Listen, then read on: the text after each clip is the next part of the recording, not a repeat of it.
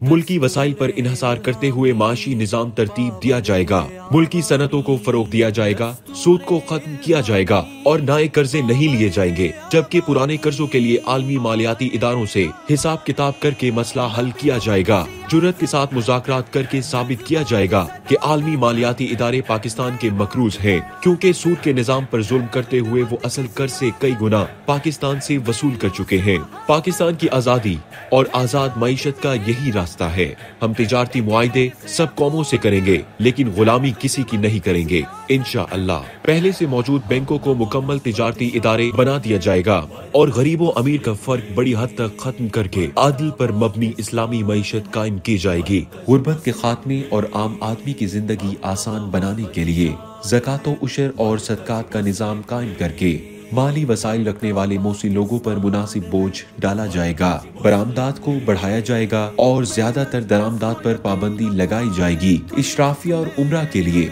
सामान्य तायुश पर मबनी दरामदात नहीं मंगवाई जाएंगी इंशाअल्लाह। पाकिस्तान को बाज नाअहल हुक्मरानों ने टेक्नोलॉजी में बहुत पीछे रखा है। हमारी अफरादी कुव्वत खास तौर पर नौजवान दूसरे मुल्कों में बड़ी तादाद में नौकरियां कर रहे हैं और मुल्क से बाहर जाने का रुझान बढ़ रहा है, जो मुल्क के मुस्तकबिल के लिए निहायत खतरनाक है। इस रुझान को खत्म करने के लिए माशी पॉलिसियों की बहुत ज्यादा इस्लाह करना होगी। ज़राअत को तरक्की दी जाएगी और रोजगार की फराहमी को आम किया जाएगा। छोटी सनतों की तरफ बहुत ज्यादा तवज्जो दी जाएगी। नाजायज टैक्स खत्म किए जाएंगे और अंदरूनी और बैरूनी सरमायाकारी के लिए माहौल को साजगार बना दिया जाएगा। तालीम के साथ तरबियत को शामिल करके हर पाकिस्तानी को पढ़े लिखे लोगों की सफ में शामिल किया जाएगा। यकसा निसाब तालीम और एक तर्ज के तालीमी इदारे कायम किए जाएंगे। गरीब और अमीर के बच्चे एक ही मेयार के तालीमी इदारों में सलाहियतों में निखार पैदा करेंगे और सब मिलकर पाकिस्तान का रोशन मुस्तकबिल बनेंगे।